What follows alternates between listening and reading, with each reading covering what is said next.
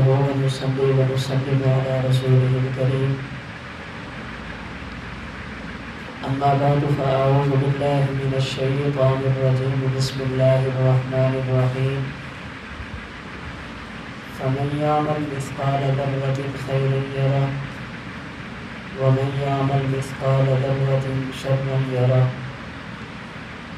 اللهم صل على محمد وعلى آل محمد كما صليت على إبراهيم وعلى آل إبراهيم إنك حميد مجيد اللهم بارك على محمد وعلى آل محمد كما باركت على إبراهيم وعلى آل إبراهيم إنك حميد مجيد۔ اللہ رب العزت نے جو ہمیں دین عطا فرمایا، یہ دین دو چیزوں کا نام ہے۔ نمبر 1 عوامل، نمبر 2 نواہی۔ نمبر 1 کرنے والے کام اور نمبر 2 بچنے والی چیزیں۔ جو چیزیں کرنے والی ہیں انہیں خیر کہا جاتا ہے، اور جن چیزوں سے بچا جاتا ہے انہیں شر کہا جاتا ہے۔ قرآن کریم میں اللہ رب العزت فرماتے ہیں فَمَن يَعْمَلْ مِثْقَالَ ذَرَّةٍ خَيْرًا يَرَهُ، جو آدمی دنیا میں چھوٹی سے چھوٹی خیر کرے گا، قیامت کے دن اللہ اس کو اس کی جزا اور بدلہ عطا فرمائیں گے۔ وَمَن يَعْمَلْ مِثْقَالَ ذَرَّةٍ شَرًّا يَرَهُ، اور جو آدمی شر کرے گا، اللہ کی نافرمانی کرے گا، اس کی سزا بھی اس کو دی جائے گی۔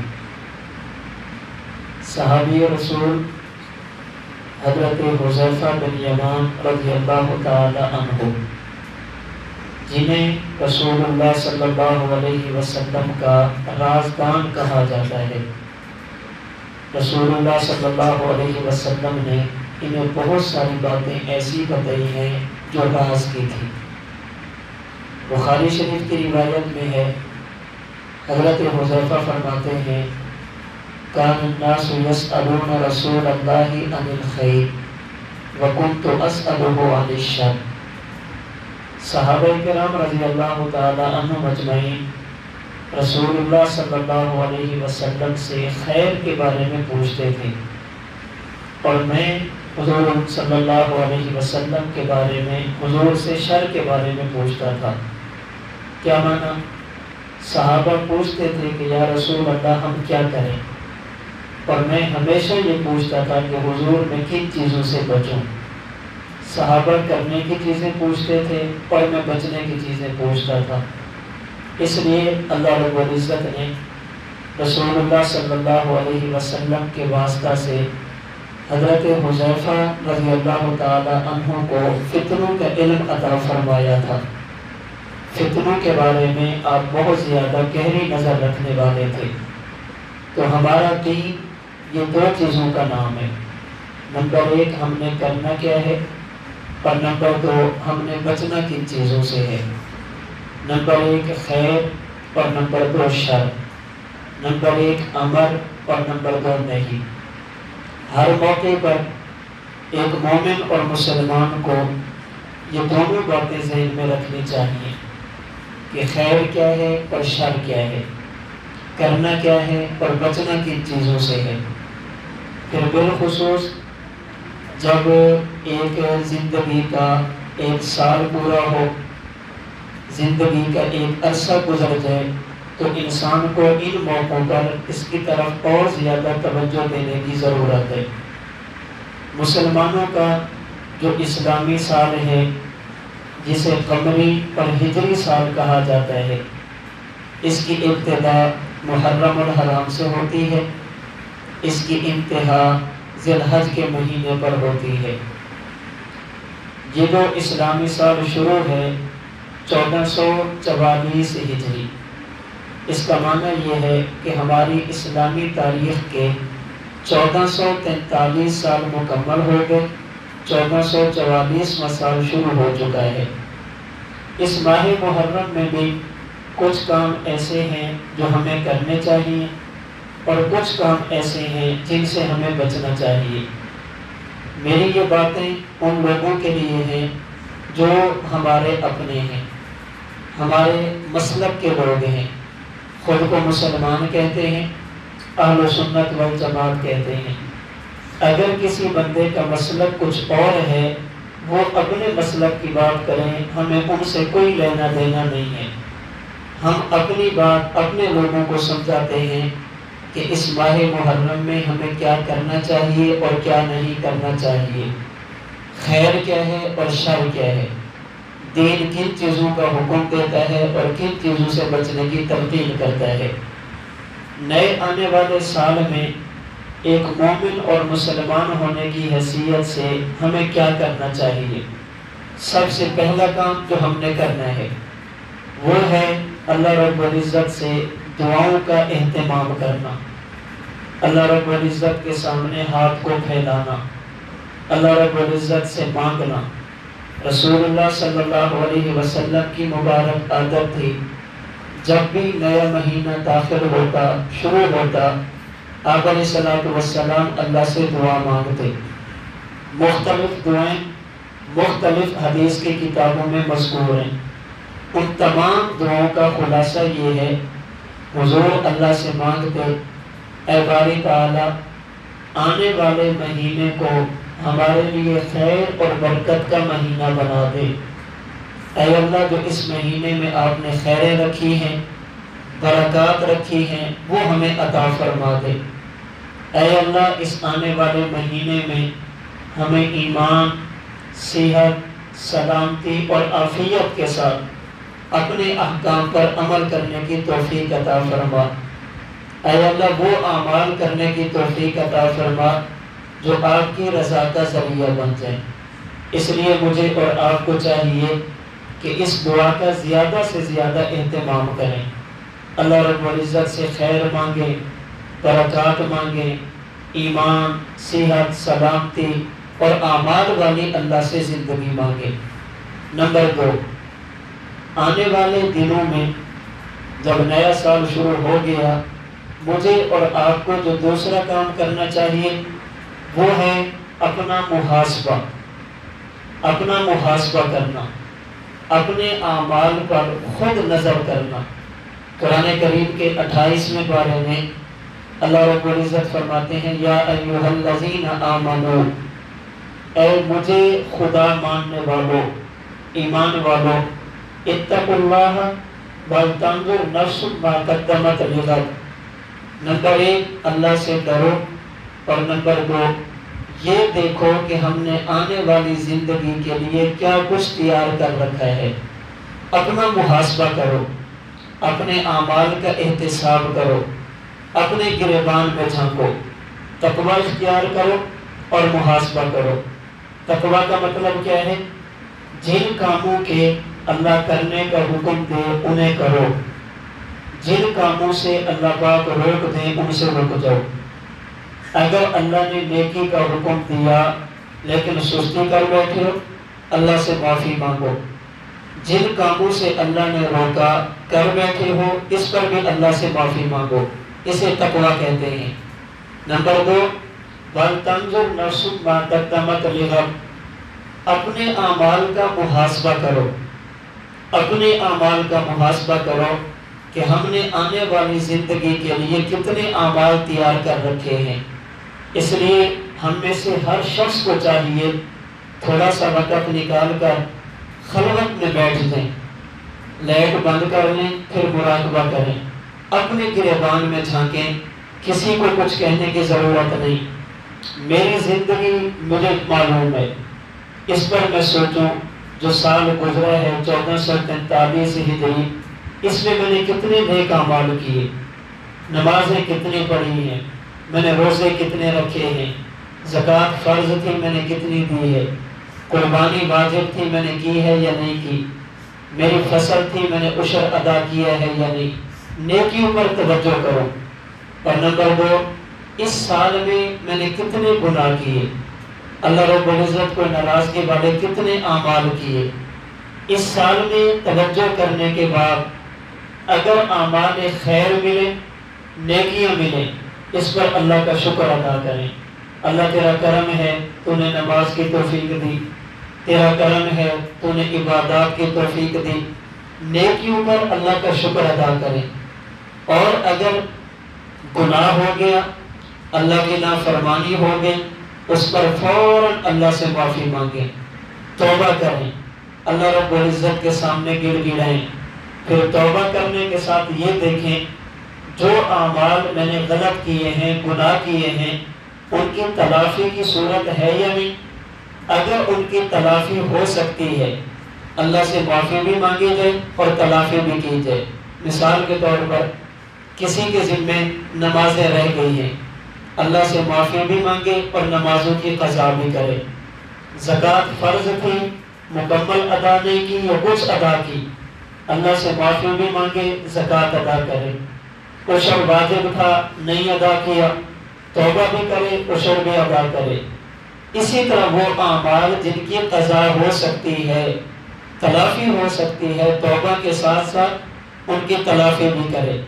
اور اگر گناہ ایسا ہے جن کی قضا نہیں ہو سکتی، تلافی کی کوئی صورت نہیں ہے، پھر فقط اللہ رب العزت سے توبہ کرے، اللہ کے سامنے معافی مانگے اور اللہ رب العزت سے بخشش کا سوال کرے۔ اسی طرح یہ دیکھیں اس گزشتہ سال میں نے کتنے لوگوں کا دل دکھایا، میری وجہ سے کتنے لوگوں کو تکلیف پہنچی، ان سے معافی مانگے اور دنیا کے اندر اپنے معاملے کو صاف کرے۔ تو دوسرا کام جو اس مہینے میں اور اس سال میں کرنا ہے وہ ہے اپنا محاسبہ کرنا، اپنے اعمال کو خود دیکھنا کہ میں نے کیا کھویا اور کیا پایا، کتنی نیکیاں کی ہیں اور کتنے گناہ کیے ہیں۔ حضرات صحابہ کرام رضی اللہ تعالی عنہ مجمعین جو رسول اللہ صلی اللہ علیہ وسلم کے بعد، انبیاء کرام علیہ السلام کے بعد امت کے بہترین افراد ہیں، امت کا بہترین طبقہ ہے۔ صحابہ کرام رضی اللہ تعالی عنہ مجمعین میں سے ہر صحابی اپنے اعمال کا محاسبہ کرتا تھا، آنے والی زندگی میں میرے ساتھ کیا ہوگا، میں نے کون سے اعمال کیے ہیں جن کی بنیاد پر اللہ کی عدالت میں پیش ہوگا۔ ہر صحابی اپنا محاسبہ کرتا، ہر شخص اپنے اعمال پر نظر رکھتا۔ سمجھانے کے لیے صرف ایک حدیث مبارک آپ کی خدمت میں عرض کر دیتا ہوں۔ مسلم شریف میں حدیث مبارک موجود ہے، صحابی رسول حضرت عمر بن عاص رضی اللہ تعالی عنہ، جلیل القدر صحابی، رسول اللہ صلی اللہ علیہ وسلم نے کئی مرتبہ ان کے حق میں کلمہ خیر فرمایا، اور اللہ کے رسول صلی اللہ علیہ وسلم کی بہت ساری احادیث ایسی ہیں جنہیں نقل کرنے والے حضرت عمر بن عاص ہیں رضی اللہ تعالی عنہ۔ جب آپ کی وفات کا وقت قریب آیا، بالکل آخری لمحات تھے، سمجھے کہ اب میرا دنیا میں رہنا ناممکن اور مشکل ہے، آپ نے دیوار کی طرف منہ کیا اور زاروں قطار رونے لگ گئے، دیوار کی طرف منہ کر کے رو رہے ہیں۔ بیٹے نے کہا، ابا جان آپ کیوں روتے ہیں؟ کیا آپ کو وہ باتیں یاد نہیں ہیں جو رسول اللہ صلی اللہ علیہ وسلم نے آپ کے بارے میں فرمائی تھی، آپ کو خوشخبریاں دی ہیں، بشارتیں دی ہیں؟ حضرت عمر بن عاص فرمانے لگے کہ میں اس بات پر نہیں رو رہا کہ میں دنیا سے جا رہا ہوں، بلکہ میں اپنے اعمال کا محاسبہ کر کے رو رہا ہوں۔ پھر فرمانے لگے کہ میری زندگی میں 3 دور آئے ہیں، میری زندگی میں 3 مراحل آئے ہیں۔ میری زندگی کا ایک دور ایسا تھا جب میں نے کلمہ نہیں پڑھا تھا، ایمان قبول نہیں کیا تھا، اور اس دور میں رسول اللہ صلی اللہ علیہ وسلم کی نفرت میرے دل میں بہت زیادہ تھی، آپ علیہ السلام کا بغض اور نفرت میرے دل میں بہت زیادہ تھا۔ اگر اس دوران میں دنیا سے چلا جاتا بغیر ایمان اور کلمہ کے تو میرا جنت میں جانا ناممکن تھا، اللہ مجھے جہنم میں ڈال دیتے۔ یہ میری زندگی کا پہلا دور تھا۔ حالات اور واقعات بدلے، ایک وقت آیا میں رسول اللہ صلی اللہ علیہ وسلم کی خدمت اقدس میں حاضر ہوا، عرض کی یا رسول اللہ کلمہ پڑھنا چاہتا ہوں، مسلمان ہونا چاہتا ہوں، آپ کے ہاتھ پر بیعت کرنا چاہتا ہوں۔ آپ علیہ الصلوۃ والسلام نے ہاتھ پھیلایا، قبضت یدی، میں نے اپنا ہاتھ سمیٹ لیا۔ میں نے عرض کیا یا رسول اللہ بیعت تو کروں گا لیکن میری ایک شرط ہے۔ پوچھا عمر کون سی شرط؟ فرمایا یا رسول اللہ یہ بتائیں اگر میں کلمہ پڑھ لوں تو میری زندگی کے جتنے گناہ ہیں کیا اللہ ان کو معاف کر دیں گے، اللہ ان کو بخش دیں گے؟ فرمایا عمر ایمان، اسلام اور کلمہ یہ ایسی چیز ہے جن کی وجہ سے اللہ پاک انسان کی زندگی کے گزشتہ گناہوں کو معاف فرما دیتے ہیں۔ الاسلام یہدم ما کان قبلہ، زندگی کے پہلے گناہ معاف ہو جاتے ہیں۔ اسی طرح اللہ کی رضا کے لیے، اللہ کے دین کے لیے اپنے وطن کو چھوڑ دینا کہ یہاں پر عبادت نہیں کر سکتا، فلاں علاقے میں جاؤں گا تو عبادت کروں گا، ہجرت، اس کی وجہ سے بھی اللہ گناہوں کو معاف کر دیتے ہیں۔ اسی طرح بیت اللہ کا حج کرنا ایمان کی حالت میں، جو شخص حج کرتا ہے، حج بھی ایک ایسی عبادت ہے جس کی وجہ سے زندگی کے گزشتہ گناہ معاف ہو جاتے ہیں۔ گویا کہ حضور نے فرمایا ایمان لانے سے تمہاری زندگی کے گزشتہ سارے گناہ معاف ہو جائیں گے۔ فرماتے میں نے حضور کے ہاتھ پہ ہاتھ رکھا، میں نے کلمہ پڑھا، ایمان قبول کیا۔ یہ میری زندگی کا دوسرا دور تھا، اور اس دور میں میرے دل میں اگر کسی کی سب سے زیادہ محبت تھی تو وہ اللہ کے رسول صلی اللہ علیہ وسلم تھے۔ سب سے زیادہ پیار میں حضور سے کرتا تھا، اور آپ کی عظمت، آپ کی تعظیم میرے دل میں کتنی تھی؟ فرماتے میں حضور کا اتنا ادب اور احترام کرتا تھا کہ حضور کو آنکھ اٹھا کر دیکھتا بھی نہیں تھا۔ اس لیے آج اگر کوئی بندہ مجھ سے سوال کرے کہ اے عامر تم اللہ کے رسول کے صحابی ہو، ذرا بتائیے تو صحیح کہ حضور کا حلیہ کیسا تھا؟ فرماتے اللہ کی قسم میں حضور کا حلیہ بیان نہیں کر سکتا۔ کیوں؟ میں نے تعظیم کی وجہ سے، احترام کی وجہ سے کبھی حضور کو آنکھ اٹھا کر جی بھر کے نہیں دیکھا۔ میں جب بھی آپ کی مجلس میں بیٹھتا اپنی گردن کو جھکا کر بیٹھتا۔ فرماتے اس دوران اگر میں دنیا سے چلا جاتا مجھے یقین ہے کہ اللہ پاک مجھے جنت عطا فرما دیتے۔ میری زندگی کا تیسرا دور رسول اللہ صلی اللہ علیہ وسلم کی رحلت کے بعد سے لے کر آج تک کا زمانہ ہے۔ اس دوران میں نے جو اعمال کیے وہ اعمال کیسے تھے پتہ نہیں اللہ قبول فرماتے ہیں یا نہیں فرماتے۔ پہلے تو حضور موجود تھے، وہی کا سلسلہ جاری تھا۔ اگر کوئی مسئلہ پیش آتا ہم حضور کی خدمت میں حاضر ہو جاتے، یا رسول اللہ یہ کام کیا ہے، اگر ٹھیک ہوتا تو آپ فرماتے صحیح ہے، اگر کوئی کمی کوتاہی ہوتی تو حضور فرماتے اس کی اصلاح کرو۔ اس تیسرے دور میں جو میں نے اعمال کیے ہیں، اب پتہ نہیں ان اعمال کی وجہ سے اللہ رب العزت مجھے معاف کرتے ہیں، مجھے جنت دیتے ہیں، یا اللہ رب العزت میرے ساتھ کیا معاملہ کرتے ہیں۔ پھر حضرت عمر فرمانے لگے اے بیٹے جب میرا انتقال ہو جائے، میرا جنازہ ادا کرنے کے بعد جب مجھے قبر میں دفن کر دو، میری قبر پہ آہستہ آہستہ مٹی ڈالنا، اور مٹی ڈالنے کے فوراً بعد میری قبر سے واپس نہ چلے آنا، تھوڑی دیر کے لیے قبر پہ رک جانا، میرے حق میں استغفار کرنا، اللہ سے دعا کرنا۔ کیوں؟ فرمایا اس لیے کہ جب بندہ قبر میں جاتا ہے اس کے پاس دو فرشتے آتے ہیں جو اس سے سوال کرتے ہیں، میں چاہتا ہوں کہ تم میری قبر پہ تھوڑی دیر کے لیے رک جاؤ تاکہ تمہارے ساتھ ماموس ہو کر میں فرشتوں کے سوالوں کے جواب دے سکوں۔ عرض کرنے کا مقصد ایک ہے کہ دیکھیں حضرت عمر بن عاص رضی اللہ تعالی عنہ رسول اللہ صلی اللہ علیہ وسلم کے صحابی ہیں، ایمان کی حالت میں اللہ کے نبی سے ملاقات کی، ایمان کی حالت میں دنیا سے چلے گئے۔ ہمارا ایمان ہے، ہمارا عقیدہ ہے، اللہ کے نبی کا صحابی ہونا کتنے بڑے اعزاز کی بات ہے۔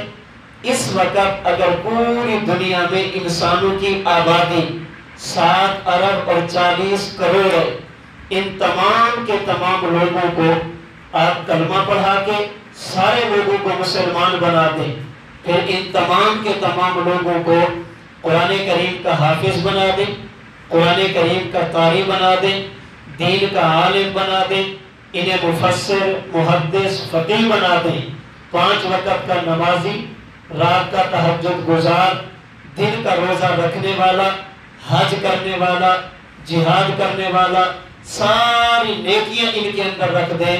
ہمارا ایمان ہے 7 ارب اور 40 کروڑ یہ سارے کے سارے نیک لوگ ایک طرف ہو جائیں اور اللہ کے رسول صلی اللہ علیہ وسلم کا ایک صحابی ایک طرف ہو جائے، یہ 7 ارب 40 کروڑ مل کر بھی کسی ایک صحابی کے مقام تک نہیں پہنچ سکتے۔ سب سے اعلیٰ مقام ہے صحابی ہونا، اللہ کے رسول صلی اللہ علیہ وسلم سے ایمان کی حالت میں ملاقات کر لینا، یہ کیسا اعزاز ہے۔ آج ہم میں سے کسی بندے کے بارے میں یہ گارنٹی نہیں دی جا سکتی اللہ پاک اسے جنت دیں گے۔ صحابہ کرام امت کا وہ طبقہ ہے جن کے بارے میں اللہ نے قرآن میں فرمایا وَكُلًّا وَعَدَ اللَّهُ الْحُسْنَىٰ، اے میرے نبی کے صحابہ جو تم میں سے پہلے ایمان لے یا تم میں سے بعد میں ایمان لے، میں اللہ تمام کے ساتھ جنت کا وعدہ کرتا ہوں۔ اللہ تمام کو جنت عطا فرمائیں گے جن کے جنتی ہونے کا وعدہ اللہ نے قرآن کریم میں فرمایا، وہ اپنے اعمال کا محاسبہ کتنا کر رہے ہیں، انہیں آخرت کا کتنا ڈر ہے۔ اب مجھے اور آپ کو فیصلہ کرنا ہے کہ میں اور آپ اپنے اعمال کا محاسبہ کتنا کریں۔ تو دوسرا کام، اس آنے والے سال میں، نئے سال میں اور آپ اپنے اعمال کا محاسبہ کریں۔ یہ سوچیں کہ یہ جو سال گزرا ہے، اس سال میں ہم نے نیکیاں کتنی کی ہیں، ہم سے گناہ کتنے ہوئے۔ اگر نیکیاں ہیں اللہ کا شکر ادا کریں، کمی اور کوتاہی ہے اس کے تدارک کی کوشش کریں، اگر گناہ ہو گئے اللہ سے معافی مانگیں اور آئندہ گناہ نہ کرنے کا عزم اور ارادہ کریں۔ نمبر 3، جو تیسرا کام ہم نے اس سال میں کرنا ہے وہ یہ کہ میں اور آپ اپنی تاریخ کو ذہن میں رکھیں۔ توجہ رکھیے، یہ جو سال شروع ہوا 1444 ہجری، اس کا معنی یہ ہے کہ ہمارا ایک سال مکمل ہو گیا، آگے نیا سال شروع ہو گیا۔ اس نئے سال کے شروع ہونے کا مقصد یہ صرف سال نہیں ہے، ایک تاریخ ہے جو سال کے بدلنے سے ایمان والوں کو ذہن میں رکھنی چاہیے۔ دنیا کی بعض قومیں ہیں جو اپنی تاریخ کو متعین کرتی ہیں، سال کو متعین کرتی ہیں، پھر اسی حساب سے اپنا حساب اور کتاب کرتے ہیں۔ اور تاریخ متعین کیوں کرتے ہیں؟ تاکہ سال کے بعد جب وہ تاریخ آئے تو ہمیں وہ واقعہ یاد آ جائے کہ اس تاریخ کو کون سا واقعہ پیش آیا تھا، وہ واقعہ ذہن میں ہونا چاہیے۔ مثال کے طور پر وہ لوگ جو سیدنا نوح علیہ السلام کے زمانے میں تھے، ان میں سے چند ایک ایسے تھے جنہوں نے ایمان قبول کیا، باقی وہ تھے جنہوں نے کلمہ نہیں پڑھا۔ اللہ رب العزت نے طوفان بھیجا جس کی وجہ سے اللہ نے کفار کو تباہ کر دیا، غرق کر دیا۔ جو لوگ بچ گئے انہوں نے اپنی تاریخ کا آغاز کیا اس دن سے جس دن کفار تباہ ہوئے اور ایمان والے بچ گئے۔ اس کا مقصد کیا تھا؟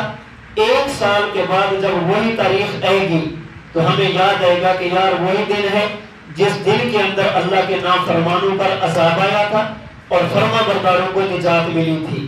اس کا مقصد کیا ہوگا؟ ہم اللہ کی نافرمانی سے بچیں گے، فرما برداری کریں گے، یہ ہماری ایک تاریخ ہوگی۔ آج عذاب کو 2 سال ہو گئے، 3 سال ہو گئے، 4 سال ہو گئے، ہماری نجات کو اتنے سال ہو گئے۔ وہ اس پر اپنی تاریخ کی بنیاد رکھتے، وہ لوگ جو سیدنا عیسیٰ علیہ السلام کا کلمہ پڑھتے ہیں، جنہیں نصارہ اور عیسائی کہا جاتا ہے، انہوں نے اپنے سال کے لیے تاریخ کو بنیاد بنایا حضرت عیسیٰ علیہ السلام کی ولادت۔ جب ان کا سال تبدیل ہوتا ہے گویا انہیں یہ یاد کراتا ہے کہ یہ دن وہ ہے جس دن ہمارے نبی کی ولادت ہوئی تھی۔ ہمارے نبی کی ولادت کو 100 سال ہو گیا، 200 سال ہو گئے، 300 سال ہو گئے۔ انہوں نے تاریخ متعین کی ہے حضرت عیسیٰ علیہ السلام کی ولادت پر۔ جیسے ہمارے ہاں زمیندار، کاشتکار، کسان یہ ایک خاص بنیاد پر تاریخیں متعین کرتے ہیں تاکہ سال گزرنے کے ساتھ ساتھ ہمیں پتہ چلے یہ کس فصل کا موسم ہے، یہ کون سا مہینہ ہے، اس میں واقعات اور حالات کیا ہیں۔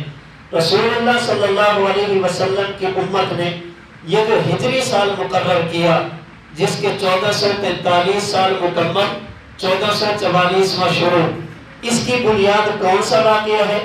حضرت عمر بن خطاب رضی اللہ تعالی عنہ کے دور خلافت میں اس پر بحث چلی کہ مسلمان اپنی تاریخ کی بنیاد کس واقعہ کو بنائیں تاکہ جب سال نیا شروع ہو تو مسلمانوں کو وہ واقعہ یاد آ جائے، وہ تاریخ مسلمانوں کو یاد آ جائے۔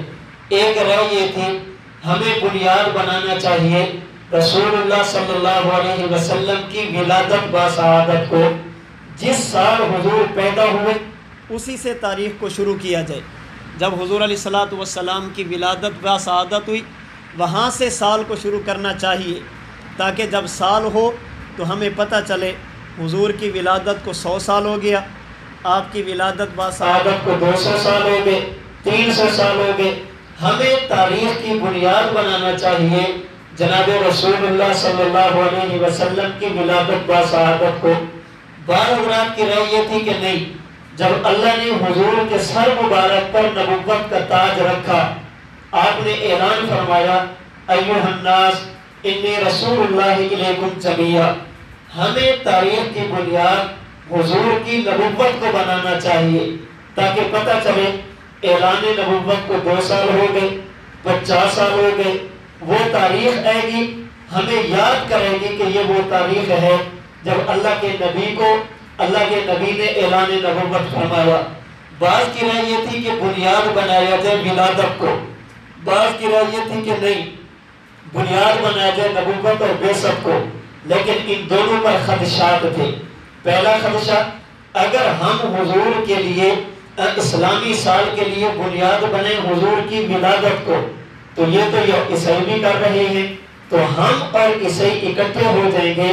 ان کا سال شروع ہوتا ہے حضرت عیسیٰ کی ولادت سے، ہمارا سال شروع ہوگا حضور کی ولادت سے، اور ہمارے ہاں بنیاد ولادت نہیں ہے، ہمارے ہاں بنیاد کچھ اور ہے، کیونکہ ہمارے پاس جناب رسول اللہ صلی اللہ علیہ وسلم کی زندگی کی ایک ایک چیز محفوظ ہے، عیسائیوں کے پاس محفوظ نہیں ہے، اس لیے انہوں نے بنیاد ولادت کو بنایا۔ اس لیے یہ نہیں کر سکتے تاکہ عیسائیوں کے ساتھ مشابہت نہ ہو۔ اچھا جی پھر نبوت کو بنا لیں، جب حضور نے اعلان نبوت فرمایا وہاں سے اسلامی سال شروع کریں، فرمایا کہ یہ بھی نہیں ہو سکتا۔ کیوں؟ اس لیے کہ اس اعلان نبوت کے بعد جو آنے والے حضور کے سال ہیں وہ بڑے مسالے والے سال ہیں۔ اللہ کے نبی کو اس دوران تکلیفیں دی گئی، اس دوران کلمہ پڑھنے کا معنی اپنے آپ کو موت کے منہ میں ڈالنا تھا، اس لیے وہ دور بھی مناسب نہیں ہے۔ اچھا جی پھر بنیاد کیا رکھی جائے؟ حضرت عمر بن خطاب نے فرمایا اسلامی سال کی ابتدا کے لیے اس تاریخ کو بنیاد بنایا جائے جہاں سے مسلمانوں کا عروج شروع ہوا۔ اللہ رب العزت نے انہیں طاقت عطا فرمائی، استحکام عطا فرمایا، فتوحات اور غلبہ عطا فرمایا۔ اس کے لیے صحابہ کرام کے اجماع اور اتفاق سے حضرت عمر نے جس واقعہ کو بنیاد بنا کر اسلامی سال کو شروع کیا اس کے لیے بنیاد بنایا گیا صحابہ کرام اور رسول اللہ صلی اللہ علیہ وسلم کی مکہ مکرمہ سے مدینہ منورہ کی طرف ہجرت کو۔ یہ جو ہجرت ہے، ہجرت سے پہلے والے جو 13 سال ہیں، ان 13 سالوں میں اللہ کے رسول صلی اللہ علیہ وسلم پر بڑی تکلیفیں، بڑی پریشانیاں آئی اور مسلمانوں کو ایک قسم کی ظلم کی چکی میں پیسا گیا۔ لیکن جب رسول اللہ صلی اللہ علیہ وسلم مدینہ منورہ تشریف لے گئے، یہاں سے مسلمانوں کی فتوحات کی ابتدا، غلبے کی ابتدا۔ اب حضور عبادت کرتے ہیں، کوئی رکاوٹ نہیں ہے، دین کی بات کرتے ہیں، کسی قسم کی رکاوٹ نہیں، ظلم اور ستم کا نام و نشان نہیں۔ یہ اللہ کے رسول صلی اللہ علیہ وسلم کے غلبے کا دور تھا، قوت کا دور تھا، استحکام اور مضبوطی کا دور تھا۔ اللہ رب العزت نے ایک آزاد ریاست رسول اللہ صلی اللہ علیہ وسلم کو عطا فرمائی تھی۔ تو صحابہ کرام کے مشورے سے سیدنا عمر بن خطاب رضی اللہ تعالی عنہ نے اسلامی سال کی ابتدا کے لیے بنیاد کس کو بنایا؟ رسول اللہ کی ہجرت کو۔ آج 1444 ہجری کا معنی یہ جب سال شروع ہوتا ہے، یہ مسلمانوں کو یاد کرتا ہے، مسلمانوں یہ تاریخ وہ ہے جب دین کے لیے تمہارے نبی نے اپنا گھر چھوڑا، جب دین کے لیے تمہارے پیغمبر نے بیت اللہ کو چھوڑا، جب دین کے لیے تمہارے پیغمبر نے خاندان کو چھوڑا، جب دین کے لیے تمہارے نبی نے حجر اسود کو چھوڑا، جب دین کے لیے اپنے قبیلے اور برادری کو چھوڑا، جب دین کے لیے صحابہ کرام پر تکالیف آئی، مصیبتیں آئی، پریشانیاں آئی، اور اتنا ان پر زمین تنگ کی گئی کہ انہوں نے مکہ مکرمہ سے مدینہ منورہ کی طرف ہجرت کی، اور آج اس ہجرت کو 1443 سال پورے ہو چکے ہیں اور 1444 سال شروع ہو چکا ہے۔ یہ ہماری ایک تاریخ ہے۔ تو تیسرا کام جو کرنے والا ہے اس مہینے میں اور سال میں، یہ جب محرم آتا ہے ہمیں یاد کراتا ہے کہ دین قربانیوں سے تمہارے پاس پہنچا ہے۔ یہ دین ایسا نہیں ہے جو اللہ رب العزت نے ایک قسم کی پلیٹ میں رکھ کر تمہیں دیا، اس میں صحابہ کرام کا خون لگا ہے، صحابہ کرام کے پسینے لگے ہیں، صحابہ کرام کی اولادیں لگی ہیں، صحابہ کرام نے اس پر اپنا سب کچھ قربان کیا۔ اللہ کے گھر کو چھوڑنا، بیت اللہ کو چھوڑنا، حجر اسود کو چھوڑنا کوئی آسان کام نہیں۔ اللہ کے رسول صلی اللہ علیہ وسلم نے اللہ کے گھر کو چھوڑا ہے تم تک دین کو پہنچانے کے لیے۔ یہ سال ہمیں ہجرت کی یاد کراتا ہے کہ دین ایسا نہیں ہے جس میں اللہ رب العزت نے آسانیاں رکھی ہوں۔ یہ دین بڑی قربانیوں کے بعد، صحابہ کرام رضی اللہ تعالی عنہ مجمعین کے خون کے بعد یہ دین تمہارے پاس پہنچا ہے۔ اگر یہ تاریخ ہم ذہن میں رکھیں گے تو محرم الحرام نیا سال جب آتا ہے ہم اسے رسمی سال نہیں سمجھیں گے، یہ ہمیں ایک واقعہ یاد کرے گا۔ حضرت بلال پر ظلم کیسے کیا گیا، حضرت عمار پر ظلم کیسے ہوا، حضرت یاسر پر ظلم کیسے ہوا، سیدہ سمیہ کے جسم کے ٹکڑے کیسے کیے گئے، حضرت سہیل کے ساتھ زیادتیاں کون سی ہوئی، حضرت خباب کے ساتھ ظلم کون سے کیے گئے، وہ سارے واقعات ذہن میں رکھ کر اب جب اسلامی سال شروع ہوگا تو آپ کو بات سمجھ آئے گی اللہ رب العزت نے ایمان والوں کو کتنی بڑی نعمت عطا فرمائی ہے۔ یہ جو آج بعض لوگ ڈیرے پہ بیٹھ کر، ہوٹل پہ بیٹھ کر ادھر سے حقہ کھینچیں گے، ادھر سے صحابہ پر باتیں کریں گے، ادھر سے چائے پیئیں گے، ادھر سے صحابہ پر باتیں کریں گے، اور بعض لوگ اسلام کے لباس میں، تحقیق اور ریسرچ کے لباس میں، مذہب کی بنیاد پر میڈیا پہ بیٹھ کر اسلامی لیکچرار بن کر صحابہ کرام رضی اللہ تعالی عنہ مجمعین کی مقدس جماعت پر حملہ کرنے کی کوشش کرتے ہیں۔ اللہ کی قسم یہ جب محرم کا مہینہ آتا ہے کبھی بیٹھ کر پڑھیں اور سنیں 13 سال مکہ مکرمہ میں وہ کون سا ظلم ہے جو صحابہ کے ساتھ نہیں ہوا۔ ہوٹل پہ بیٹھ کر تبصرے کرنا بہت آسان ہے، اللہ کے نبی کے صحابہ نے جو دین کے لیے قربانیاں دی ہیں ان کا تصور کرنے سے بھی انسان کے رونگٹے کھڑے ہو جاتے ہیں۔ کیا کیا ظلم ان پر نہیں کیے گئے، کون سی وہ زیادتی ہے جو ان کے ساتھ نہیں کی گئی، اور قصور کیا تھا؟ صرف ایک ہی قصور ہے، لا الہ الا اللہ محمد رسول اللہ۔ تو تیسرا کام جو میں نے اور آپ نے اس سال میں کرنا وہ کیا؟ جب بھی نیا سال شروع ہو اپنی تاریخ ذہن میں رکھیے، یہ سال ہمارا شروع ہو رہا ہے، یہ ہمیں آج سے 1443 سال پہلے اس ہجرت کی طرف لے کر جائے گا جب رسول اللہ صلی اللہ علیہ وسلم کے قتل کے منصوبے بن رہے، اللہ کے نبی کو جلا وطن کرنے کے منصوبے بن رہے، اللہ کے نبی کو قید کرنے کے منصوبے بن رہے، اور جناب رسول اللہ صلی اللہ علیہ وسلم رات کے وقت ایک شخص کو لے کر مکہ مکرمہ سے مدینہ منورہ آہستہ آہستہ جا رہے ہیں، اور پیچھے سے اعلان ہو رہا ہے جو اللہ کے نبی کو قتل کر کے لائے گا 100 اونٹ انعام دیا جائے گا، اللہ کے نبی کو پکڑ کے لائے گا 100 اونٹ انعام دیا جائے گا، یہ بتائے گا کہ حضور کہاں ہیں، 100 اونٹ انعام دیا جائے گا، نبی کے سر کی قیمت مقرر کی جا رہی ہے، اللہ کے نبی کا وہ سر مبارک جن کی برکت سے اللہ نے کائنات کو وجود دیا، جن کی برکت سے اللہ نے زمین کو پستی، آسمان کو بلندی عطا فرمائی، انبیاء کو نبوت، صحابہ کو صحابیت، علماء کو علم، اولیاء کو ولایت، کائنات میں جتنے لوگوں کو جو کچھ ملا اللہ کے نبی کی برکت سے ملا، اس پیغمبر کے سر کی قیمت مقرر ہو رہی ہے۔ مخبری کی صورت میں اللہ کے نبی کے لیے اعلان، اللہ کے نبی کے بارے میں بتانے والے کے لیے انعام کا اعلان کیا جا رہا ہے۔ آج میں اور آپ اس سال کی ابتدا پر بیٹھ کر سوچیں اللہ کے نبی دین کے لیے کتنی قربانیاں دے رہے، صحابہ کرام رضی اللہ تعالی عنہم اجمعین یہ دین کے لیے کتنی قربانیاں دے رہے ہیں۔ تیسرا کام ہم نے اس محرم الحرام میں یہ کرنا ہے۔ نمبر 4، چوتھا کام، اس آنے والے سال میں سال کی تبدیلی کے ساتھ ساتھ میں اور آپ اپنے آپ کو بدلنے کی کوشش کریں۔ سال کی تبدیلی کے ساتھ ساتھ اپنے آپ کو بدلیں۔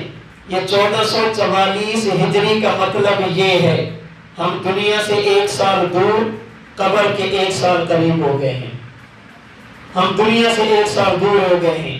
ہمارا ہر آنے والا سال، ہر آنے والا مہینہ، ہر آنے والا ہفتہ، ہر آنے والا دن، ہر آنے والا گھنٹہ، ہر آنے والا منٹ اور سیکنڈ ہمیں دنیا سے دور کر رہا ہے اور قبر کے قریب کر رہا ہے۔ اگر میں اور آپ یہ سوچیں گے ہم دنیا سے دور آخرت کے قریب ہو رہے، پھر اللہ کے احکام پر عمل کرنا آسان ہوگا۔ اپنی قبر کو ذہن میں رکھیں، اپنی قبر کو ذہن میں رکھیں، پھر سوچیں یہ گزشتہ سال 1443 ہجری تھا، کتنے لوگ تھے جنہیں ہم جانتے ہیں، پچھلے سال محرم الحرام میں ہمارے ساتھ تھے، آج قبروں کی زینت بن چکے ہیں۔ کتنے میرے جاننے والے جو گزشتہ سال میرے ساتھ اٹھتے تھے، بیٹھتے تھے، گپے لگاتے تھے، دنیا کے معاملات چلاتے تھے، آج قبر میں جائیں وہ اتنے محتاج ہیں کہ ان کی قبر کو درست کریں تو ہم کریں گے، وہ خود کچھ نہیں کر سکتے۔ اگر یہ بات ذہن میں ہوگی حدیث مبارک میں فَإِنَّهَا تُذَكِّرُ الْآخِرَةَ، اگر اس نیت سے قبرستان جاؤ گے کہ یہ ہمارے جاننے والے آج قبروں میں ہیں، تمہیں اپنی آخرت یاد آئے گی، اپنی قبر یاد آئے گی، اپنی موت یاد آئے گی۔ اللہ کی فرما برداری کرنا اور اللہ کی نافرمانی سے بچنا یہ تمہارے لیے آسان ہوگا۔ اپنے آپ کو بدلیں، اپنی گزشتہ سال کی زندگی اس میں تبدیلی لائیں اور کوشش کریں نیکیوں میں اضافہ کریں، گناہ نہ کریں، اگر ہو جائے تو فوراً توبہ کی کوشش کریں، اپنے آپ کو بدلنے کی کوشش کریں۔ نمبر 5، یہ جو محرم الحرام کے دن ہیں، ان دنوں کی اہمیت کو سمجھیے، ان دنوں کی اہمیت کو سمجھیں۔ یہ دن عام دن نہیں ہے، یہ ان دنوں میں سے ان دنوں میں شامل ہیں جنہیں اللہ رب العزت نے عزت عطا فرمائی، عظمت عطا فرمائی، اللہ نے حرمت عطا فرمائی۔ اللہ رب العزت نے 4 مہینے ایسے ہیں جنہیں حرمت والے مہینے فرمایا، ان عدت الشہور عند اللہ 12 شہرا فی کتاب اللہ یوم خلق السماوات والارض منها 4 حرم، فرمایا 3 مہینے 12 ہیں، ان 12 مہینوں میں سے اللہ نے 4 مہینوں کو عزت والا، عظمت والا، حرمت والا بنایا۔ پہلا مہینہ ذوالقعدہ، دوسرا مہینہ ذی الحج، تیسرا مہینہ محرم، چوتھا مہینہ رجب۔ تو ان عزت اور عظمت والے، حرمت والے مہینوں میں ایک محرم الحرام کا مہینہ بھی شامل ہے۔ اس کے عزت اور عظمت والے ہونے کا مطلب یہ ہے ہم اس میں اعمال وہ کریں جو ہماری عزت کا ذریعہ بنے، عبادات وہ کریں جو ہماری عظمت کا ذریعہ بنے۔ فلا تظلموا فیہن انفسکم، اس میں اللہ کی نافرمانی نہ کریں، اللہ رب العزت کو ناراض نہ کریں، عبادات کا اہتمام کرنا چاہیے تو آنے والے دنوں کی اہمیت کو سمجھا جائے۔ جناب رسول اللہ صلی اللہ علیہ وسلم نے اپنے کئی ایک فرامین میں اس ماہ مقدس کی عظمت کو بیان فرمایا، اس عزت کو بیان فرمایا، حرمت کو بیان فرمایا، اور مقصد کیا ہے؟ مسلمان زیادہ سے زیادہ عبادات کریں، زیادہ سے زیادہ عبادات کریں۔ اور نمبر 6 جو چھٹا کام اس مہینے میں کرنے والا ہے، اللہ پاک توفیق عطا فرمائے روزوں کا اہتمام کریں، اللہ پاک توفیق عطا فرمائے دن کا روزہ رکھیں، رات کی عبادت کریں، قرآن کریم کی تلاوت کریں۔ حدیث مبارک میں ہے آپ علیہ الصلوۃ والسلام نے ارشاد فرمایا جو آدمی محرم کا ایک روزہ رکھتا ہے اللہ پاک اس بندے کو ایک روزے پر ایک مہینے کے روزے کا اجر عطا فرماتے ہیں۔ ایک دن کا روزہ 30 روزوں کے برابر، اس لیے ان دنوں کو ضائع نہ کریں۔ آپ علیہ الصلوۃ والسلام کی خدمت میں ایک شخص حاضر ہوا، اللہ کے رسول سے نصیحت کی درخواست کی، آپ نے اور نصیحت بھی فرمائی فرمایا کہ صبر کا مہینہ جو رمضان المبارک ہے اس میں روزے رکھا کرو، اور صبر کے مہینے کے علاوہ یعنی رمضان کے علاوہ جو باقی 11 مہینے ہیں، فرمایا کہ ان 11 مہینوں میں ہر مہینے میں ایک دن روزہ رکھا کرو۔ رمضان پورا اور شوال سے لے کر شعبان تک یہ جو 11 مہینے بنتے ہیں، ان میں ہر مہینے ایک روزہ رکھا کرو۔ صحابہ نے عرض کیا یا رسول اللہ میں اس سے زیادہ کی طاقت رکھتا ہوں، ایک سے زیادہ روزے رکھ سکتا ہوں، آپ مجھے اجازت دیں۔ فرمایا کہ چلو رمضان پورا رکھ لیا کرو، باقی 11 مہینوں میں ہر مہینے 2 روزے رکھا کرو۔ یا رسول اللہ میں اس سے بھی زیادہ طاقت رکھتا ہوں، فرمایا کہ چلو ہر مہینے 3 دن روزے رکھ لیا کرو۔ یا رسول اللہ میرے اندر اس سے بھی زیادہ کی طاقت ہے۔ آپ علیہ السلام نے فرمایا کہ پھر جو حرمت والے مہینے ہیں ذوالقعدہ، ذوالحج، محرم اور رجب، ان میں روزے رکھا کرو، اور آپ نے 3 انگلیوں سے اشارہ فرمایا، رکھا کرو پھر چھوڑ دیا کرو، رکھا کرو پھر چھوڑ دیا کرو، رکھا کرو پھر چھوڑ دیا کرو۔ کیا مانا؟ ان 4 مہینوں میں 3 دن روزہ رکھو، 3 دن ناغا کر لو، پھر 3 دن روزہ رکھو، پھر 3 دن ناغا کر لو، پھر 3 دن روزہ رکھو، یعنی آدھا مہینہ روزے کا، آدھا مہینہ چھوڑ دو۔ اور یہاں پہ یاد رکھنا آپ نے جو یہ فرمایا کہ 3 دن رکھ کے 3 دن چھوڑ دینا، یہ محبت اور شفقت کی وجہ سے ہے۔ اگر کوئی بندہ پورا مہینہ روزے رکھ سکتا ہو وہ پورا مہینہ رکھے، 10 رکھ سکتا ہو وہ 10 رکھے، 20 رکھ سکتا ہو وہ 20 رکھے۔ اگر اور کچھ بھی نہ کر سکے تو کم از کم اس مہینے میں 9، 10 یا 10، 11 کو چھوڑ کر، اس میں میں آگے بات کرتا ہوں، کم از کم ایک روزہ رکھنا چاہیے جناب رسول اللہ صلی اللہ علیہ وسلم کے فرمان کی وجہ سے۔ تو چھٹا کام جو اس آنے والے سال میں بالخصوص ہم نے اس ماہ محرم میں کرنا ہے وہ ہے روزوں کا اہتمام کرنا۔ نمبر 7، پھر بالخصوص 9 اور 10 کا روزہ رکھنا یا 10 اور 11 کا روزہ رکھنا۔ ہم نے سمجھ لیا ہے کہ 10 محرم یہ کھانے پینے کا دن ہے، یہ کھانے پینے کا دن نہیں، یہ عبادت کا دن ہے۔ رسول اللہ صلی اللہ علیہ وسلم نے اس دن میں روزہ رکھا ہے اور امت کو روزہ رکھنے کی ترغیب دی ہے، بلکہ ایک روایت کے مطابق یہ 10 محرم کا روزہ وہ تھا جو آپ کے تشریف لانے سے پہلے اہل مکہ بھی رکھتے تھے۔ 10 محرم کا روزہ وہ بھی رکھتے تھے۔ آپ علیہ السلام مکہ مکرمہ سے مدینہ منورہ تشریف لے گئے، آپ نے وہاں پہ یہودیوں کو دیکھا وہ 10 محرم کا روزہ رکھتے ہیں۔ آپ علیہ السلام نے پوچھا کہ یہ 10 محرم کا روزہ کیوں رکھتے ہو؟ انہوں نے بتایا وجہ یہ ہے اس 10 محرم کو حضرت موسیٰ علیہ السلام اور ان کے ماننے والوں کو اللہ نے نجات عطا فرمائی تھی، ہم ان کے ساتھ محبت کا اظہار کرتے ہیں اور اس بنیاد پر ہم روزہ رکھتے ہیں۔ جناب رسول اللہ صلی اللہ علیہ وسلم نے فرمایا ہم حضرت موسیٰ علیہ السلام سے پیار تم سے زیادہ کرتے ہیں، اتنا تعلق تمہارا حضرت موسیٰ سے نہیں جتنا تعلق ہمارا ہے۔ کیوں؟ تم صرف زبانی محبت کا اظہار کرتے ہو، ہم عملی محبت کا اظہار کرتے ہیں۔ حضرت موسیٰ کی باتوں پر تم عمل نہیں کرتے، مسلمان عمل کرتے ہیں۔ کیوں؟ حضرت موسیٰ کی تعلیمات میں تھا جب آخری نبی تشریف لے لوگوں میری بات نہیں ان کی بات ماننا، میرا کلمہ نہیں ان کا کلمہ پڑھنا، تورات کی بات نہیں قرآن کریم کی بات کرنا، یہودیت کی نہیں دین اسلام کی بات کرنا، تو ان کے ساتھ تو محبت ہم زیادہ کرتے ہیں تم نہیں کرتے۔ آپ علیہ السلام نے روزہ رکھا، پھر اس موقع پر فرمایا اگر اللہ نے مجھے زندگی عطا فرمائی میں آئندہ سال فقط 10 کو روزہ نہیں رکھوں گا، اللہ نے توفیق دی اس کے ساتھ یا تو 9 کا روزہ رکھوں گا یا پھر اس کے ساتھ 11 کا روزہ رکھوں گا، تاکہ حضرت موسیٰ سے محبت کا اظہار بھی ہو جائے اور یہ بھی پتہ چل جائے کہ روزہ رکھنے والے یہودی نہیں بلکہ مسلمان ہیں۔ 9 یا 10 کا روزہ رکھنا یا 10 اور 11 کا روزہ رکھنا، اللہ پاک توفیق عطا فرمائے، اس کا اہتمام کرنا چاہیے۔ 8واں کام جو اس مہینے میں ماہ محرم میں ہم نے کرنا ہے، اس کا تعلق ہے فقط 10 محرم کے ساتھ۔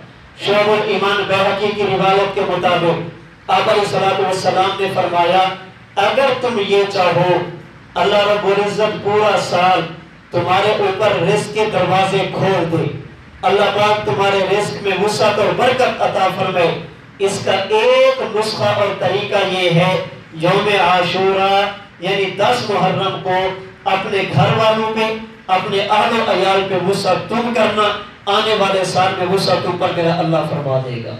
من وسع علی نفسہ و عیالہ وسع اللہ علیہ سائر سنتہ، فرمایا جو آدمی 10 محرم الحرام کو اپنے اہل و عیال پہ وسعت کرتا ہے، اللہ پورا سال اس پر رزق کے دروازے کھول دیتے ہیں، اللہ پاک وسعت اور برکتیں عطا فرما دیتے ہیں۔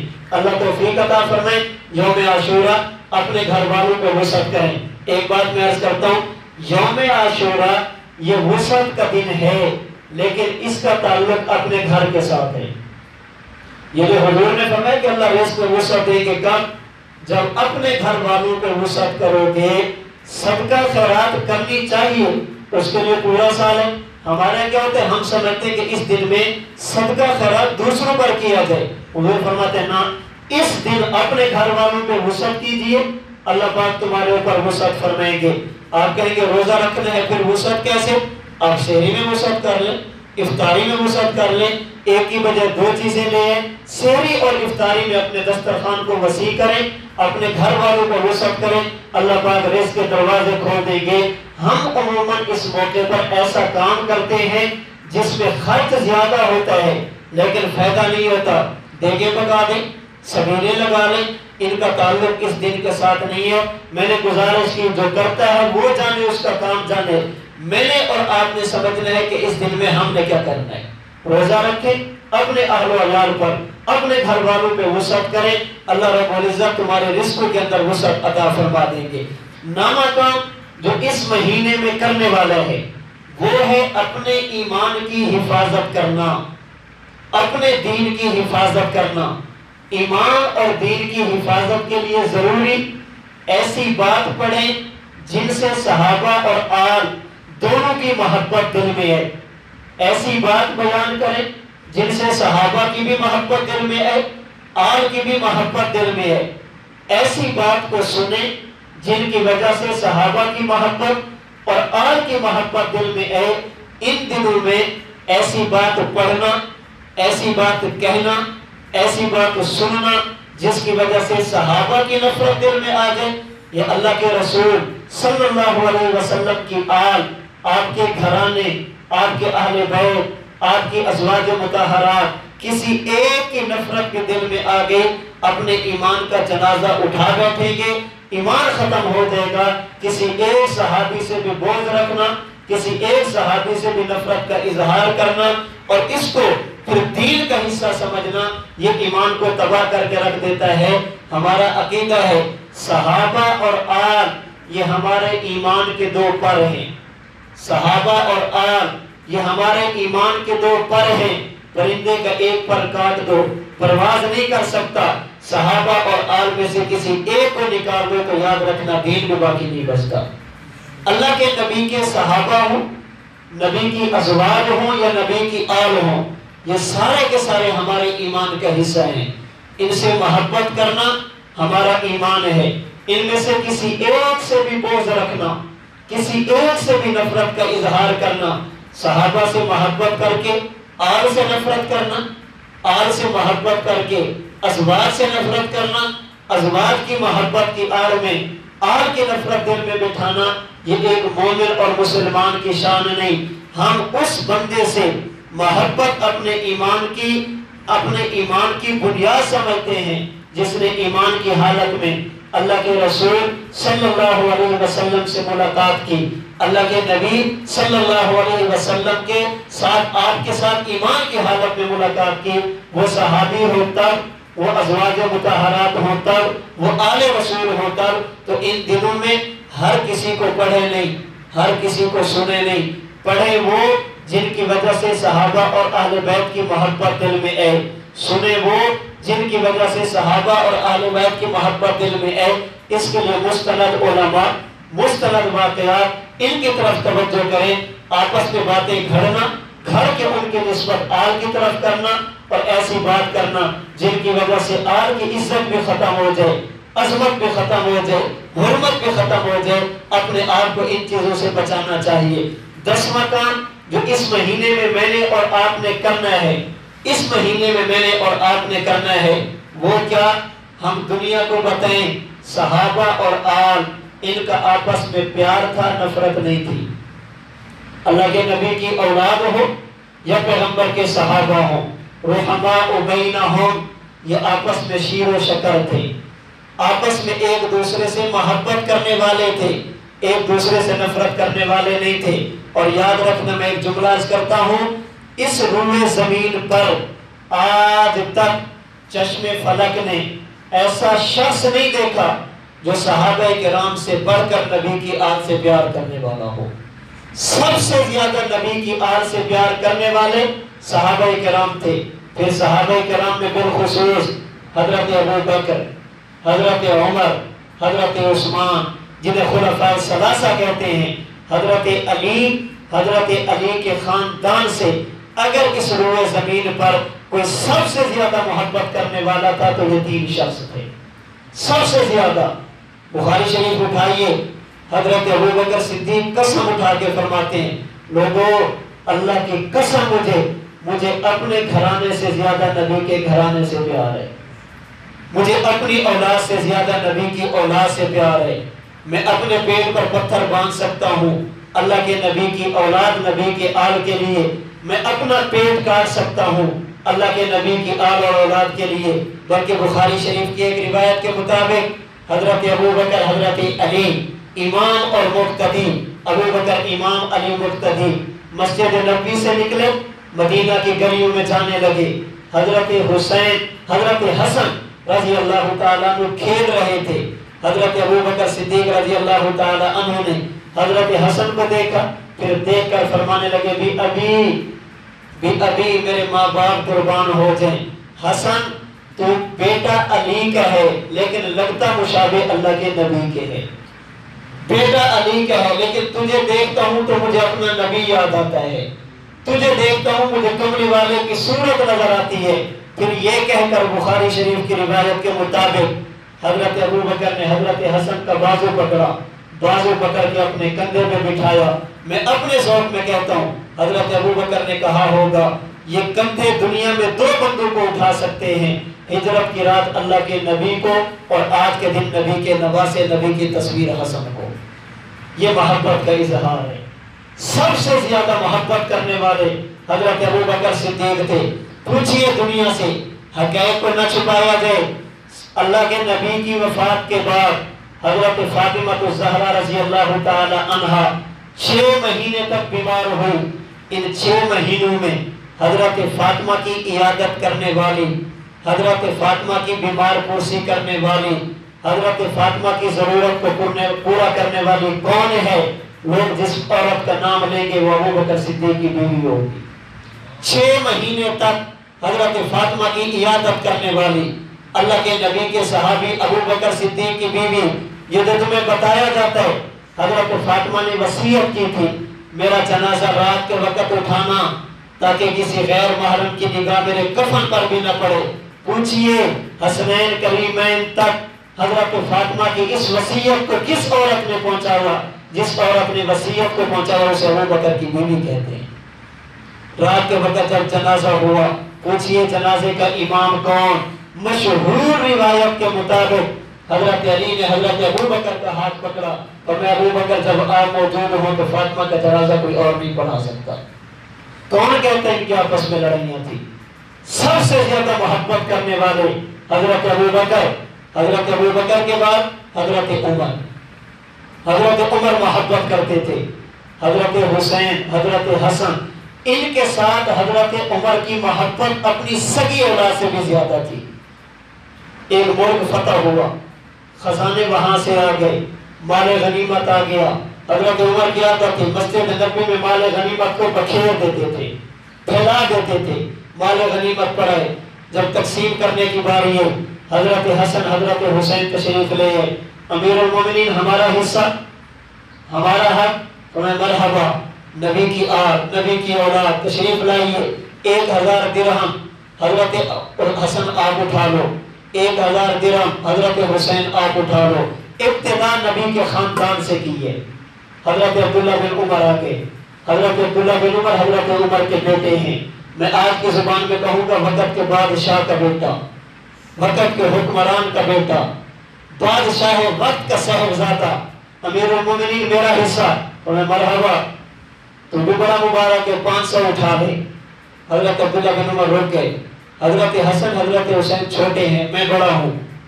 جب میں تلوار لے کر اللہ کے نبی کے ساتھ میدان جنگ میں جاتا تھا، یہ گلیوں میں کھیلتے تھے، آپ نے انہیں زیادہ دیا، مجھے تھوڑا دیا، یہ کیوں؟ فرمانے لگے عبداللہ تجھے بھی ان کے برابر دوں گا، لیکن ایک شرط ہے۔ حضرت وہ کیا؟ ابا جان وہ کیا؟ امیر المومنین وہ کیا؟ فرمایا باپ ایسا لے کر آؤ جو ان کے باپ جیسا ہو، نانا ایسا لے کر آؤ جو ان کے نانا جیسا ہو، نانی ایسی لے کر آؤ جو ان کی نانی جیسی ہو، خالہ ایسی لے کے آؤ جو ان کی خالہ جیسی ہو۔ ان کا باپ علی ہے، ان کا والد علی ہے، ان کی والدہ فاطمہ ہے، ان کا نانا کملی والا، نانی سیدہ خدیجہ الکبریٰ، خالہ سیدہ زینب، سیدہ رقیہ، سیدہ ام کلثوم۔ تیرا باپ ان کے باپ جیسا نہیں، تیرا نانا ان کے نانے جیسا نہیں، تیری نانی ان کی نانی جیسی نہیں، تیری خالیں ان کی خالیں جیسی نہیں، اس لیے عمر ان کو زیادہ دے گا تجھے تھوڑا دے گا۔ حضرت حسین رضی اللہ تعالی عنہ کو حضرت عمر بن خطاب نے فرمایا ملاقات ہو گئی، کبھی کبھی ہمارے پاس آیا کرو۔ الاصابہ فی تمیز الصحابہ میں حافظ ابن حجر اسقلانی نے لکھا، حضرت حسین دعوت دی کہ کبھی کبھی ہمارے پاس آیا کرو۔ چند دن گزرے، دوبارہ ملاقات ہوئی، حسین میں نے کہا تھا کبھی کبھی آیا کرو۔ حضرت حسین فرمانے لگے میں آیا تھا، فرمایا ملے کیوں نہیں، ملاقات کیوں نہیں کی؟ فرمایا میں جب آیا دروازے پر آپ کے بیٹے عبداللہ بیٹھے تھے، میں نے پوچھا امیر المومنین کا کسی کام میں مصروف ہیں، اندر جانے کی اجازت نہیں۔ فرماتے میں نے یہ سوچ کر واپسی کا راستہ اختیار کیا، جب حضرت عمر کے بیٹے کو اجازت نہیں تو مجھے اجازت کیوں؟ حضرت عمر کی آنکھوں میں آنسو آ گئے۔ فرمایا حسین یہ اجازت عبداللہ کے لیے ضروری ہے، آپ کے لیے کوئی ضروری نہیں، یہ اجازت آپ کے لیے ضروری نہیں، آپ دن کو ہیں یا رات کو ہیں، جتنا بھی ضروری کام ہوگا وہ سارے بعد میں، آپ پہلے۔ پھر حضرت عمر نے ایک جملہ کہا، فرمایا حسین آج جو کچھ اللہ نے مجھے عطا فرمایا، اللہ کے فضل اور کرم کے بعد اس عطا میں اگر کسی کا حصہ ہے تو تمہارے گھرانے کا ہے۔ میں کون تھا؟ میں کون تھا؟ حضرت عمر بن خطاب اپنے دور خلافت میں جا رہے ہیں، ایک وادی سے گزرے، تھوڑی دیر کے لیے رک گئے، اپنی عقل کچھ سوچنے لگ گئے۔ ساتھ والوں نے پوچھا کیا ہوا؟ فرمایا کہ بچپن یاد آ گیا، ماضی یاد آ گیا۔ حضرت کیا ہوا؟ فرمایا یہی وادی تھی، میں اونٹ چراتا تھا، میرا والد مجھے مارتا تھا، مجھ سے اونٹ نہیں سنبھالے جاتے تھے، کہتا تھا عمر تجھ سے اونٹ نہیں سنبھالے جاتے، دنیا میں کرے گا کیا؟ کہتے اس وقت یہ تھا کہ اسی وادی کے اندر مجھ سے اونٹ نہیں سنبھالے جاتے، مجھے دنیا کا ڈر ہوتا تھا۔ اور آج ایسا وقت ہے اس روئے زمین پر اگر عمر کو کسی کا ڈر ہے تو صرف ایک ذات ہے اللہ کی، باقی کائنات میں مجھے عمر کو کسی کا کوئی ڈر نہیں ہے۔ آج اللہ نے مجھے اتنی عزت عطا فرمائی، میں حسین ہمیں تو جو کچھ ملا آپ کے گھرانے سے ملا۔ آج اگر میں زمین پہ درہ ماروں مدینہ میں آنے والا زلزلہ رک جاتا ہے، یہ برکت تمہارے گھرانے کی ہے۔ اگر آج میں خط لکھوں دریائے نیل کا پانی جاری ہو جاتا ہے، یہ برکت تمہارے گھر کی ہے۔ اگر میں چادر پھینکوں آنے والی آگ واپس چلی جاتی ہے، یہ برکت تمہارے گھرانے کی ہے۔ مدینہ منورہ مسجد نبی منبر رسول پہ بیٹھ کر یا ساریت الجبل کہوں ہوا ہزاروں میل دور، میری آواز کو حضرت ساریہ کے کانوں میں پہنچا دیتی ہے، برکت تمہاری ہے۔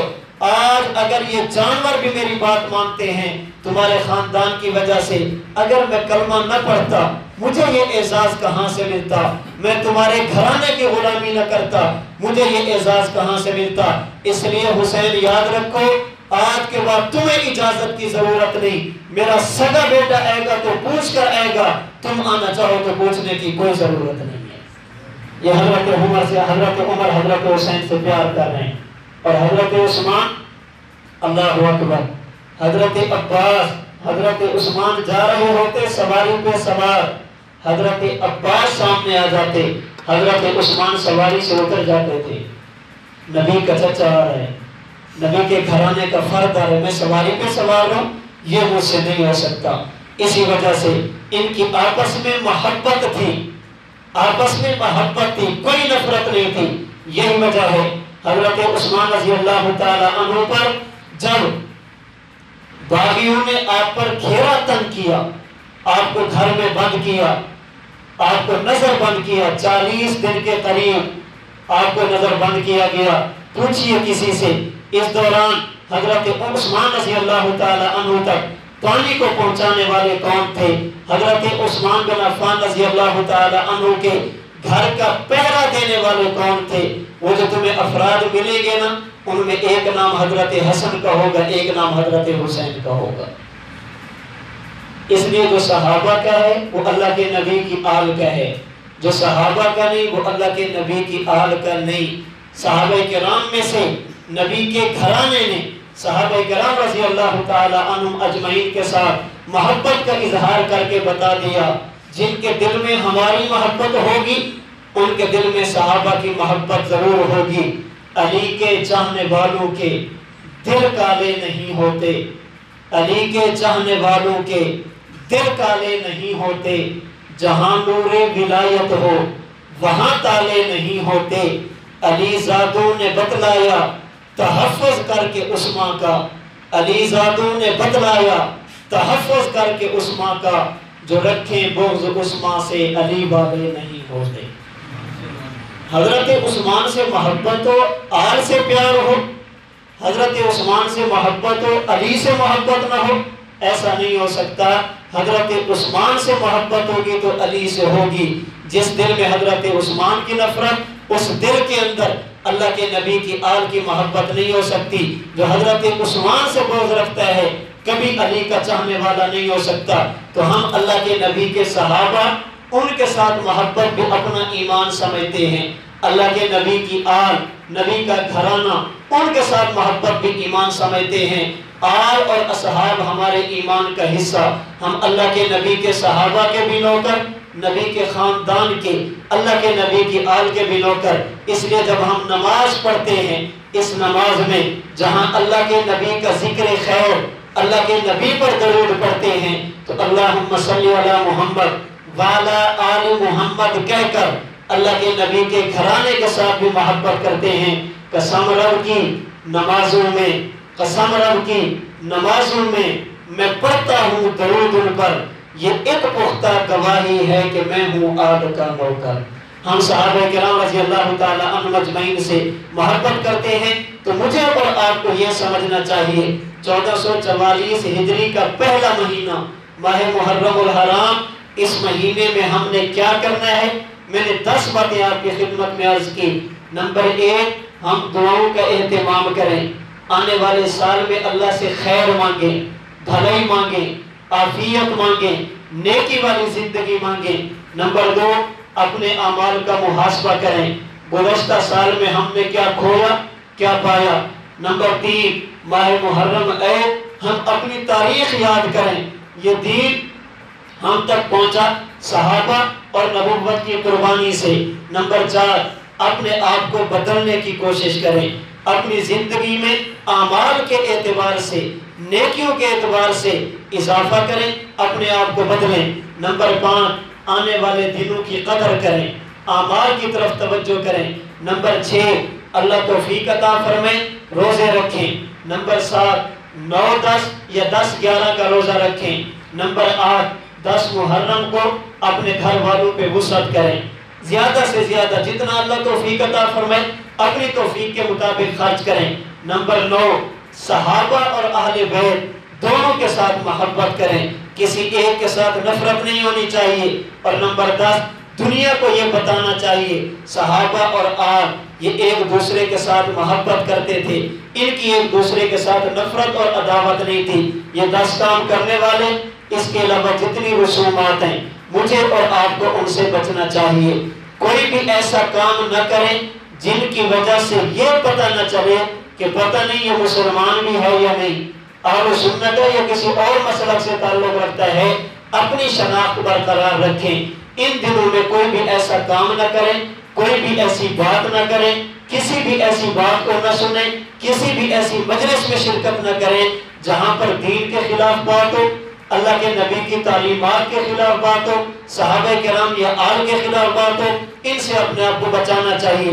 اسی طرح اس مہینے میں بعض لوگ سمجھتے ہیں کہ خصوصاً 10 محرم الحرام کو قبرستان جانا چاہیے، جانے کی ممانعت نہیں، جب جانا چاہے جا سکتے ہیں، لیکن اس کے لیے وقت متعین کرنا، پھر سال میں ایک مرتبہ جانا، اس کے بعد پورے سال کا پتہ بھی نہ ہو، اس سے اعتراض کرنا ضروری ہے۔ یہ ایک رسم ہے جس کا شریعت کے ساتھ کوئی تعلق نہیں۔ دیکھیں آج اگر بارش ہو جائے تو میں اپنے گھر کی چھت کو دیکھتا ہوں کہ چھت سے پانی تو نہیں ٹپک رہا، میرے گھر کے اندر خراب تو نہیں ہوگا، تو جس والد نے مجھے یہ چھت دی ہے اس والد کی قبر کو سال کے بعد جا کر دیکھنا، سال کے بعد جا کر لپائی کرنا، یہ بے وفائی کی علامت ہے۔ روزانہ جانا چاہیے، بارش ہوئی جا کر دیکھنا چاہیے، قبر خراب تو نہیں ہوگی، اندر پانی تو نہیں چلا گیا، تو سال کے بعد اس کو خاص کرنا، پھر وہاں پہ جا کر دال پھینکنا، پتہ نہیں کیا کچھ کیا جاتا ہے۔ ہمارے بعض علماء فرماتے ہیں کہ اگر پھینکنا بھی ہو تو پھر بکرے کا گوشت ڈالیں، یہ تو نہیں کہ خود بکرے کا گوشت کھائیں اور والد کی قبر پر مونگی کی دال ڈال رہے ہیں، کیا بات ہے؟ اس سے اپنے آپ کو بچانا چاہیے۔ تو جو 10 کام کرنے والے ہیں ان دنوں میں ان پر توجہ دینی چاہیے اور رسومات سے اپنے آپ کو بچانا چاہیے۔ اس پوری گفتگو کا خلاصہ آپ یوں بھی کہہ سکتے ہیں، ان دنوں میں ہم وہ کام کریں جو اللہ اور اللہ کے رسول کی رضا والا ہو، اور ایسے کام سے بچیں جو اللہ اور اللہ کے رسول کی نافرمانی والا ہو۔ اللہ تعالیٰ مجھے اور آپ کو آنے والے سال کی، آنے والے دنوں کی قدر کرنے کی توفیق عطا فرمائے۔ گزشتہ سال میں جتنی کمیاں کوتاہیاں ہوں گی اللہ ان کو معاف فرما دے، جو نیک اعمال کیے ہیں اللہ پاک اپنے کرم سے انہیں قبول فرمائے، اور آنے والے دنوں میں اللہ پاک اپنے محبوب کی رضا والے اعمال کی ہم سب کو توفیق عطا فرمائے۔ وآخر دعوانا ان الحمد للہ رب العالمین۔